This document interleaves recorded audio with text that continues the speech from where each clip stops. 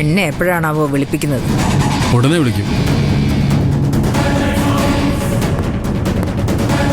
തങ്കച്ചിയല്ലേ? അകത്തേക്ക് വിളിക്കുന്നു. വാ.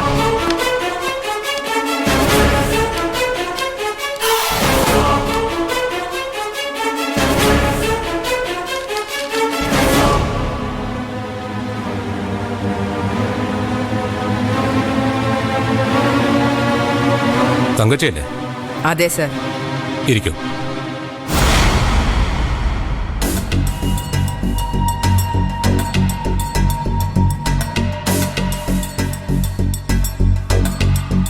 നിങ്ങൾ ഇവരുടെ വീട് കയ്യേറിയെന്നാണല്ലോ ഇവരുടെ പരാതി പറയുന്നത്. ഇല്ല സർ, ഞാൻ ആരുടെയും വീട് കയ്യേറിയിട്ടില്ല. അതെന്റെ വീടാണ് സർ. പച്ചക്കള്ളമാണ് സർ, അതെൻ്റെ വീടാണ്. ഞാൻ ഇവരോട് വാങ്ങിച്ച പണം തിരിച്ചു കൊടുക്കാൻ പറ്റാതെ വന്നപ്പോൾ ഈടായി കൊടുത്ത സ്ഥലവും വീടും ഇവർ കയ്യേറിയതാണ്. അതും ബലമായിട്ട്. ശരിയാണോ? വാങ്ങിയ കാശ് തിരികെ തരാൻ പറ്റിയില്ലെങ്കിൽ ആ വീടും സ്ഥലവും എഴുതിയെടുക്കാമെന്ന് ജയശങ്കർ എനിക്ക് എഴുതി തന്നിട്ടുണ്ട്. പ്രോമിസറി നോട്ടുണ്ട്, ബ്ലാങ്ക് ചെക്ക് ഉണ്ട്. അപ്പൊ അതൊക്കെ പോരെ സാർ ആ വീടും സ്ഥലവും എഴുതിയെടുക്കാൻ? പോരാ. ഈ നാട്ടില് നിയമങ്ങളില്ലേ തങ്കച്ചി? അതനുസരിച്ചല്ലേ ഏതൊരു പൗരനും പ്രവർത്തിക്കാൻ പറ്റൂ. ഡോക്ടർ ജയശങ്കർ നിങ്ങളിൽ നിന്ന് കടം വാങ്ങിയ കാശ് മടക്കി തരാനുണ്ടെങ്കിൽ നിങ്ങൾക്ക് കോടതിയെ സമീപിക്കാം. കോടതിയാണ് നിങ്ങൾക്ക് ആ വീടും സ്ഥലവും എടുക്കാമോ ഇല്ലയോ എന്ന് പറയേണ്ടത്. അതിനു പകരം സ്വന്തം ഇഷ്ടപ്രകാരം ഒന്നും ചെയ്യാൻ നിങ്ങൾക്ക് അധികാരമില്ല. ഞാൻ അതിനെ അനുവദിക്കുകയില്ല.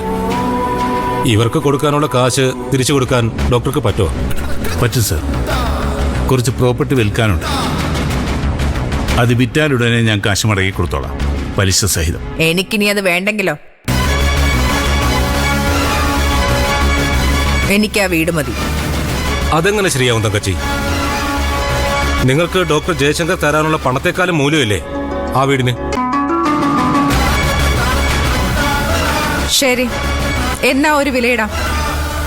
എന്റെ കടം കഴിച്ചിട്ട് ബാക്കി തുക തിരിച്ചു കൊടുക്കാം. അത് പറയേണ്ടത് ഞാനല്ല, കോടതിയാ.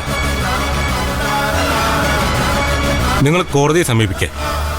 അവരൊരു ഒത്തുതീർപ്പുണ്ടാക്കി തരും. കോടതി പോയ സമയം ഒരുപാട് പോയില്ലേ സാർ? പോവും. അപ്പോ അതുവരെ ആ വീടെന്ത് ചെയ്യും? ഡോക്ടർ ജയശങ്കർ താമസിക്കും.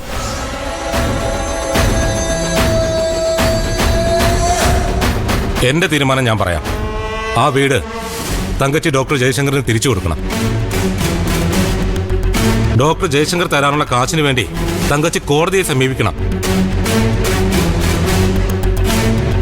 കോടതി തീരുമാനിക്കട്ടെ എന്ത് വേണമെന്ന്. അതുവരെ ആ വീട് ഡോക്ടർ ജയശങ്കറിന് ഉപയോഗിക്കാം. ഇത് അനീതിയാണ് സാർ. അനീതിയാണോ നീതിയാണോ എന്നൊക്കെ കോടതിയല്ലേ തങ്കച്ചി പറയേണ്ടത്. നിങ്ങൾ കോടതിയിൽ പോകൂ. ഞാൻ തെറ്റ് ചെയ്തിട്ടുണ്ടെന്ന് തോന്നുന്നെങ്കിൽ എനിക്കെതിരെയും പരാതി കൊടുത്തു. നമ്മുടെ നാട്ടിലെ വ്യവസ്ഥ അനുസരിച്ച് കോടതികൾക്കാണ് നിയമപരിപാലനത്തിന്റെ ചുമതല. അതുകൊണ്ട് ഇപ്പൊ തന്നെ ആ വീടിന്റെ താക്കോല് ഡോക്ടർ ജയശങ്കറിനെ ഏൽപ്പിക്കണം. It's an order. Order from revenue divisional officer. ഞാൻ താക്കോല് കൊടുത്തില്ലെങ്കിലോ? എന്നെ തൂക്കിക്കൊല്ലൊന്നും ഇല്ലല്ലോ. വേണ്ടി വന്ന അതും ചെയ്യും തങ്കച്ചി. നീതിന്യായ വ്യവസ്ഥയെ വെല്ലുവിളിക്കുന്നത് ആരായാലും അവരുടെ സ്ഥാനം ജയിലിലായിരിക്കും. ഈ ഓഫീസിന്റെ തീരുമാനം എന്താണെന്ന് ഞാൻ തങ്കച്ചിയോട് പറഞ്ഞു കഴിഞ്ഞു. അതനുസരിച്ച് മറ്റു പ്രശ്നങ്ങളൊന്നുമില്ലാതെ തങ്കച്ചിക്ക് ഇവിടുന്ന് പോവാം. അതല്ല, അനുസരിക്കാനല്ല ഭാവമെങ്കിൽ തങ്കച്ചി ഇവിടെ നിന്ന് പോകുന്നത് സെൻട്രൽ ജയിലിലേക്കായിരിക്കും. എന്ത് വേണമെന്ന് തങ്കച്ചിക്ക് തീരുമാനിക്കാം. ശരി, താക്കോല് ഞാൻ കൊടുക്കാം. എന്ന് വച്ച് എല്ലാം ഇവിടം കൊണ്ട് തീർന്നു ആരും വിചാരിക്കണ്ട. ജയിച്ചു എന്നും കരുതണ്ട. ആ വീട് നോട്ടമിട്ടിട്ടുണ്ടെങ്കിൽ ഞാനത് സ്വന്തമാക്കിയിരിക്കും. കോടതിയെങ്കിൽ കോടതി, നിയമമെങ്കിൽ നിയമം. തങ്കച്ചിക്കറിയാം എന്ത് ചെയ്യണമെന്ന്. കൈമളെ,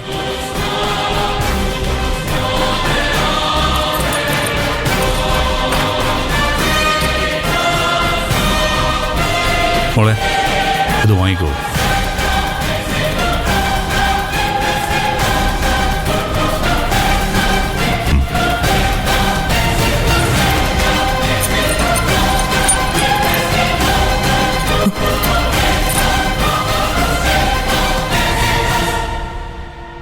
പരാതിയൊക്കെ തീർന്നല്ലോ, ഇനി എനിക്ക് പോവാലോ.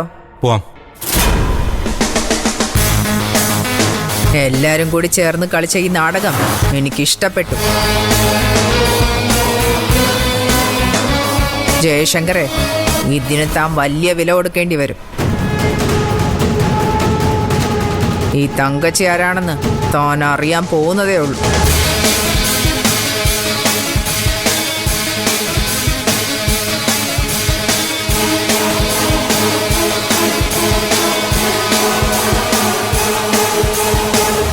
നിങ്ങൾ ആ വീട്ടിൽ നിന്ന് ഇറങ്ങാൻ പാടില്ലായിരുന്നു.